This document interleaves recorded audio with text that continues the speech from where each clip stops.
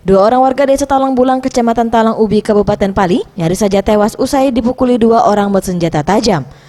Menurut salah satu korban, Okta, mereka hendak pergi ke kebun karet seperti biasanya. Saat di tengah perjalanan jalan desa, secara tiba-tiba muncul dua orang tidak dikenal dengan wajah ditutupi, langsung mencegat sepeda motornya dan langsung membacok kepalanya, memukul mertuanya hingga terjatuh.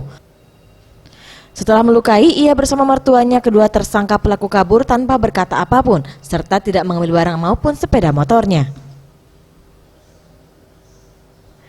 Sementara itu, saat ini pihak kepolisian Polsek Talang Ubi sudah melakukan olah tempat kejadian perkara, serta melakukan penyelidikan dan pengembangan lebih lanjut.